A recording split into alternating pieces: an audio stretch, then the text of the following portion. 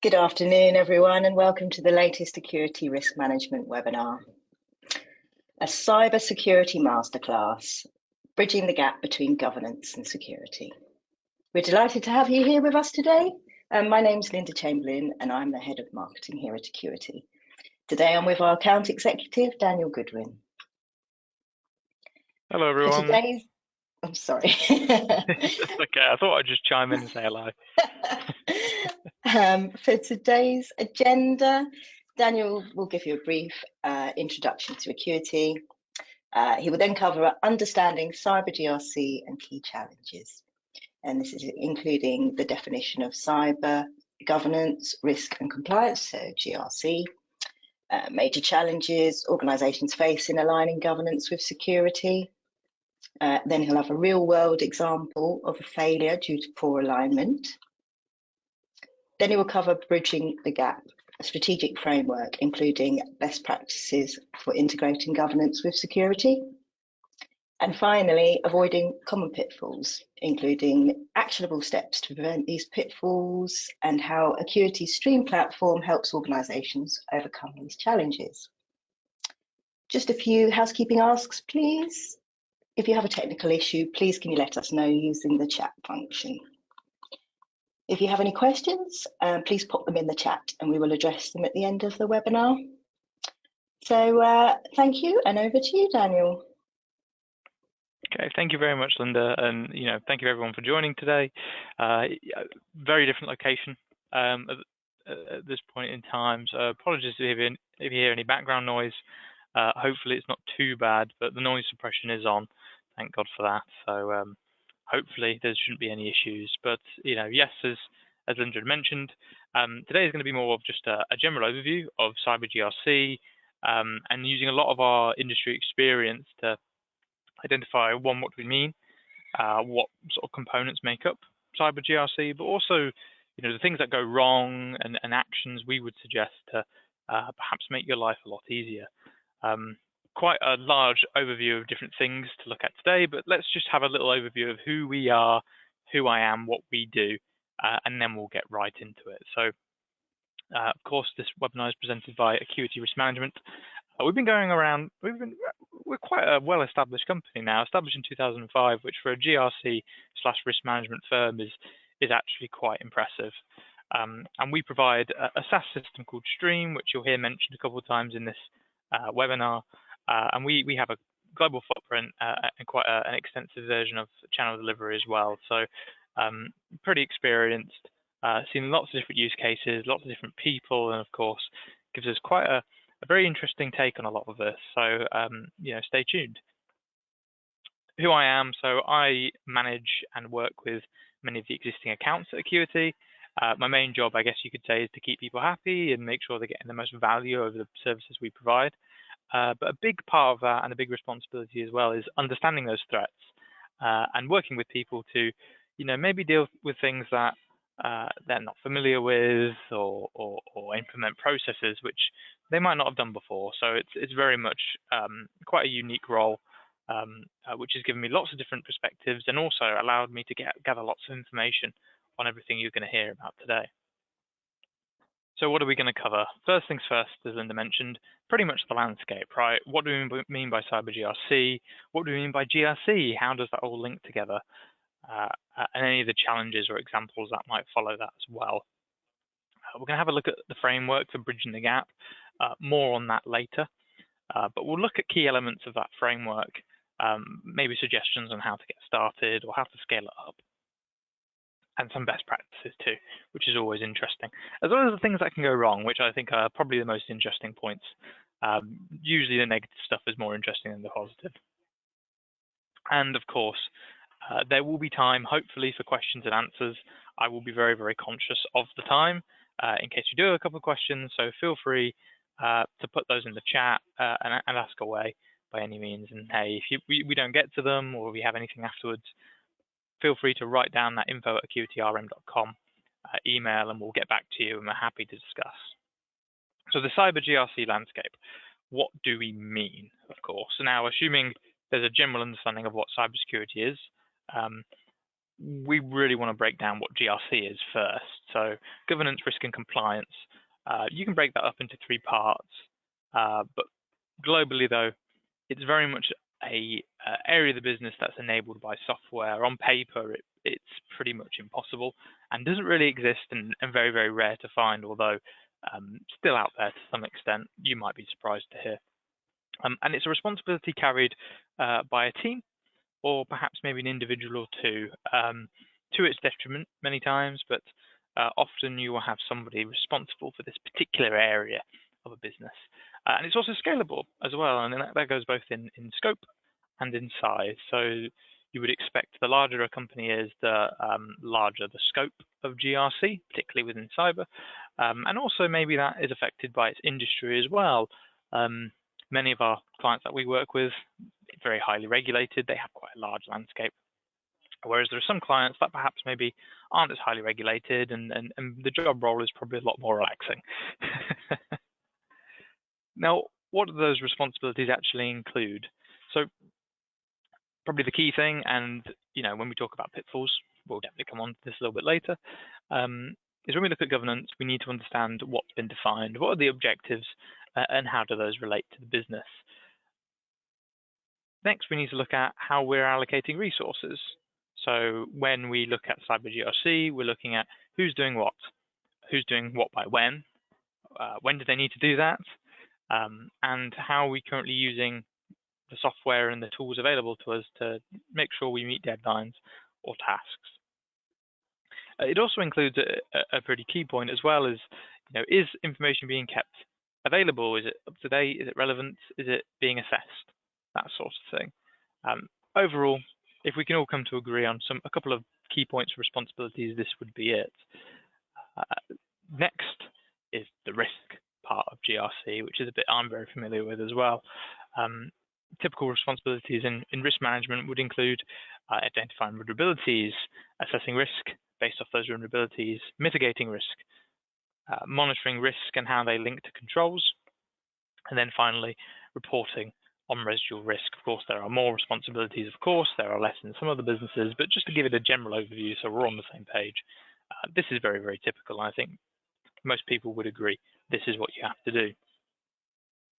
Next, we have compliance, which is the identification of gaps, right? What are we missing? What aren't we doing? What are we doing poorly?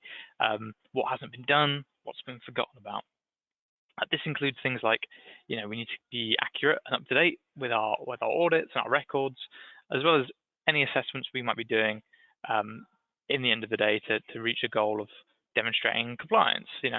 How much X% are we compliant to something? How much X% has something been deployed successfully? Typical metrics we might look at. And then also another quite interesting point is how compliance links then to the development of policies, procedures, and action plans. So if things are missing, what do we need to do to remedy that? If things maybe are in place but not working properly, what are we going to do? Who are we going to give that responsibility to, and when? And a key part of that is then aligning with strategic business objectives. A couple of key points, and this is where a lot of people struggle actually, is then translating my responsibilities to things that the business cares about. How do we make sure we're linking our job role directly with revenue generation, with general innovation, with sustainability, and how are we then communicating alongside other parts of the business to demonstrate how we're reducing cyber risk, and how are we communicating our deployment of controls? So overall, the responsibilities are quite large. We also know as well, cyber GRC is quite key in enabling a couple of points here, and I won't read everything in here, but it's very important. In the end of the day, we have a process that enables the business to continue, that keeps processes safe, and probably most importantly, gives us a plan, because planning is everything in business in the end of the day. So we've identified what cyber GRC is, why it's relevant, what responsibilities included. I thought we'd look at a real-world failure first, and that's quite a recent one, Citigroup. Citigroup will find, I think it actually comes up to be a lot more than 136, but recently that's what a separate fine has got to. This was due to a lot of different reasons, and if you read through the corporate babble, you can understand some of the failings and what they've done, which has caused this large company to be fined such an eye-watering amount of money. Listed causes was an issue with risk management, so they'd failed to meet assessment deadlines, they'd failed to hold people accountable. They also had poor control management, which when you do a little bit of digging, it actually translates to there wasn't really control management at all. And then finally, a lack of overall data governance. There was no one to blame, therefore the company was to blame. There was no procedures in place, therefore everything just fell through. That puts you in an absolute nightmare. And the thing you want to be avoiding is a place where you can't report properly, where you've got out-of-date controls and risk assessments, and probably the worst of it all, you might have maybe the previous two, but if there's no evidence of you actually doing these things to remediate and mitigate any of the issues you're finding, you may as well not be doing it at all, because you need that paper trail to show how you're improving and perhaps maybe taking the advice of auditors and internal personnel as well. Now, how do we then put something in place to help bridge the gap? And this is something that's quite widely debated. Everyone will have a different answer, but the thing I definitely see now, I think the proportion is about 70% of my personal client base that I manage start and continuously use NIST, right? Because it's a fantastic entry into the world of cyber GRC, and it's a fantastic start as well that scales up fantastically well. NIST is great for a number of reasons, and I won't list them all, but definitely if you're looking at this from a very immature point of view, NIST is a handhold, and it gets you started. It tells you exactly what you need to do, what your different classifications perhaps of risk mean. It helps you identify what you need to be assessing to, and gives you a straightforward path to progress and improve. And it's not just small businesses either. I know for a fact that in the UK, our government and our defence use the NIST framework as a baseline. That's what they start with, that's what they use, that's what they refer to when they give their own advice. And usually I think that's a good start as well. Overall, there are lots of different frameworks to go with, but NIST, certainly the one we see a lot of success with, and a lot of people seem to like it as well, which is always good. There is, of course, other options if you're looking at from more of a general risk point of view. You might just want to use ISO 31000. You might want to use a mixture. You might want to use your own, but if you're starting small, if you're starting perhaps immature, this is the recommendation. Now, we've looked at what our definitions are, perhaps an example, a recommended framework. What are some issues and pitfalls? So there are many. Absolutely, there's a lot to look at. I've picked 5 common ones, which I've actually heard in the past 3 weeks from when I've asked people directly. What are issues you guys have previously faced in risk? What have you guys faced before you came to us? What is something that we've helped you overcome? The one that you'll hear everyone mention is a constantly changing world of compliance, regulations, and standards, and that's driven by innovation, yeah. Things like AI are causing a constant shift, but also the political situation globally. You'll find that many industries want to align with regulations and compliance standards that are constant. Perhaps maybe the instability in the current world is changing that and making people a little bit nervous. Perhaps maybe it changes their thoughts on compliance entirely. Another issue is GRC is naturally quite siloed. Cyber GRC is the key word, but cyber GRC is absolutely part of a much larger puzzle. And it's very, very easy to fall in the trap of having different teams, have different opinions, and have different tools and processes, when the reality is we need to centralize as much as possible. Really, really big issue as well is that there's little to no representation on the board, which means that when we need to get investment into our teams, when we need to get investment into our processes, it's very difficult because you're speaking a different language, you haven't got someone there fighting your corner. It's quite a natural thing. It's quite strange how we've got this far and it's not becoming commonplace. Really, really common thing as well is an overcomplicated process. Things that sound great on paper, maybe things that sound really, really good, perhaps even to a management perspective, but when put in place, when taken forward, and when done over a long period of time, especially when you have a change of personnel, things get really difficult, things get slower, and probably much, much worse. Things don't get done, and that's a disaster waiting to happen. And a really, really key thing as well, which is particularly in cyber, particularly when we're looking at incidents, is a negligence to the broader supply chain. Cybersecurity is not relevant to just your business, just your organization. It very much extends much, much further past that, especially if you're working in things like manufacturing or you're a software service provider. Acuity is a great example. We need to be very, very careful about who we work with and the standards that they're compliant to, because if they don't meet our expectations, if a manufacturer doesn't meet our expectations, for example, and something goes wrong for them, which then causes damage to us, that has such a huge knock-on effect and for many small businesses, that's a death sentence. So, not to sound too negative, but the pitfalls are always an interesting one, and there's absolutely more to explore and more to discuss. And it's something I'd be very, very interested to hear from the general audience. What are things that perhaps if you work in this world, what are things that you've encountered, and what are things that you think are particularly common in the industry?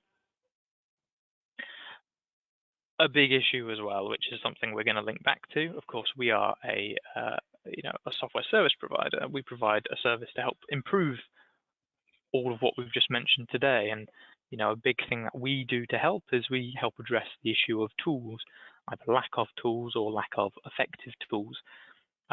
Many people we work with, certainly if they're not using a tool, are using very archaic, perhaps even you could describe it as legacy methods to assessing risk, compliance, and promoting governance. Those sort of methodologies look like this, right? Where you've got lots of boxes, lots of spreadsheets, lots of information that is really arbitrary, has no workflow afterwards that isn't manual, and generally isn't very effective. These come in lots of different forms. This one is the one I like to use, although it's a little bit older, but this is exactly what I see all the time. Huge spreadsheets with lots of different information, which doesn't really mean anything to anybody apart from the person who put it in here.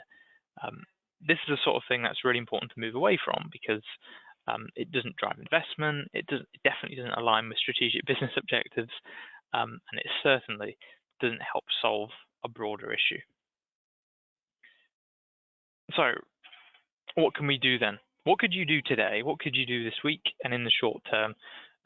There's lots you can do over a long period of time, but certainly getting started is always the hardest part. Definitely the first and probably the thing that should take priority is understanding what your current maturity is. Chances are if you're doing that, it's very low, but you need to have an understanding of where you're currently sat. It's also very important as well if you've got siloed software, and this of course is coming from Acuity, right? We provide a software. We can of course help with this, but it's absolutely killer to have lots of different softwares in different places that don't talk to each other, link and connect to each other. Another key thing as well is we're in a modern age. We're in a digital age.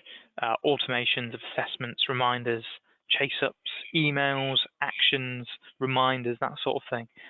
They can be automated and they can be scheduled, and we can track that really, really easily nowadays, especially with platforms like Stream that we offer. And it saves so much time. The amount of, especially people that do work in more sort of third-party or supply chain-based risk, especially in IT and cyber, this is their main issue, and it is always the thing which they struggle with the most. Another great thing as well, certainly if you're looking at perhaps maybe improving an already existing model, or something, if you want to get something set up right at the beginning, is having understandable metrics that allow for continuous improvement. So how quickly are we managing certain issues? How are things being escalated? When are things being escalated, right? What does our control deployment look like? Is that going up or is that going down? That sort of data on a piece of paper, and in this case, I don't mean a piece of paper, but somewhere, is extremely helpful to drive investment into your teams and showing the good work that you are doing. Plus, it gives the business an understanding of their posture, which is the real success story there. So, how can Stream help? Well, an understanding and visualization of data is absolutely one of the key things our particular platform can assist. Things like demonstrating our control deployment. Where are we currently weakest? What type of controls are we currently weakest? What compliance standards aren't we meeting, or are we meeting? These sort of things should be able to be pulled and shown at a glance. You shouldn't be spending 8 to 12 hours working on slide decks and spreadsheets to pull all this information together. It's just not really needed nowadays, and 90% of the companies shouldn't be in that position, but many of them are. Managing risk is, of course, one of the key parts of GRC too. Having an understanding of where risk currently sits, who it sits with, when it needs to be assessed, and anything else in between and surrounding is really quite important. And being able to link that to other things is absolutely key. And get a big picture, right? You've got to be linking things and showing how things are forwarding and bouncing off each other, because that's how you generate a workflow, that's how you generate good reporting, and it's how you, again, justify what you're doing as a risk professional or a GRC professional. Particularly, one important part of this role as well is control management. So, and just to be clear, by controls, I mean things you're putting in places to actively reduce risk and chances of vulnerabilities. So we need to understand where we're currently sat, what controls we're particularly good with, and how that's changing over time. And that's the thing that I mentioned earlier, promoting accountability, absolutely key as well. When people know what they're responsible for, they do things with it, and being able to pull out reports, pull out information, accurately point to individuals or perhaps maybe job roles within the business is really quite key. So I've got a few minutes left. Hopefully what I've just said is very, very informative. If you knew it already, please give me your sort of feedback on perhaps maybe some of the pitfalls you've personally encountered. I'd be really interested to know and sort of build that into what we currently know. That'd be really quite great. But I think we're going to go for a few questions now. We usually have a couple. So Linda, I will hand over to you, and any questions, please let me know. Thank you very much, Daniel. That was really insightful. I've got a couple of questions come in. So I will start if I may. So the first question I have is, what are the most common issues Acuity sees in organizations that they work with, and how can they avoid them? So we see a lot of issues, probably two sort of major ones. One is quite a simple one, the other one has a little bit more to it. The big issue is purely lack of resource. It's always going to be the biggest issue. But if I was to be a bit more specific, then I'd probably say a lack of optimization with those sort of resources, right? So we have a very prevalent problem of software scope, particularly among sort of information technology companies, having lots of different software to do lots of different things, and that's not just a risk thing, that's an everything thing. Risk should be as centralized as possible. It is designed to be linked together, funny enough, and that doesn't just go for cyber. Corporate security and cybersecurity have so much in common, and when worked on simultaneously and in tandem with each other, you get a fantastic picture of your risk posture. So absolutely then, if I was to pick one, it would be software scope is a huge issue. And to solve it, it's just an identification of what's important to you, and being able to put everything on one platform, that's always great. And of course, we would suggest that Stream is a fantastic solution to that as well. But of course, I would say that. Of course. That's brilliant. Thank you very much for that. We have another question just come in. So when choosing a risk management framework, what would be best suited for an SME who is currently immature? Okay, so as I mentioned, NIST I think you spoke is about fantastic. that earlier, didn't you? Yeah. NIST is a really good one.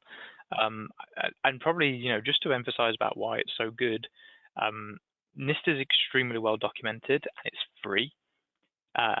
Many frameworks require some sort of subscription, and if you're, again, very mature, if you're a small business, small costs, they do add up, right? So NIST is absolutely a great one. And even if you're just building something from scratch, it sounds odd to recommend videos and resources, but there is so much. And we have loads.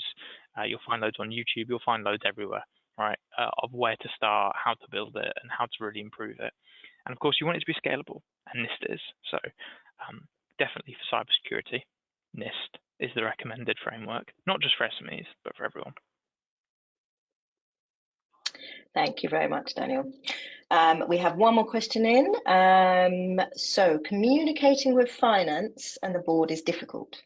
How can I put my issues within compliance into a language that they understand and that they'll want to action?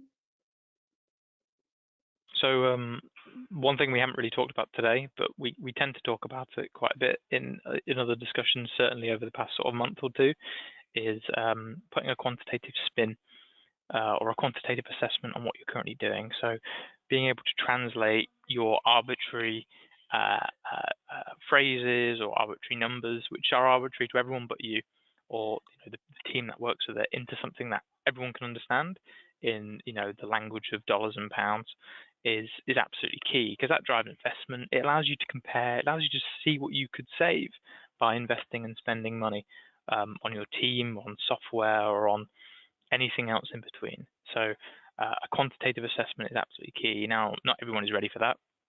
I understand that. We understand that. If you can't do that, then promoting accountability.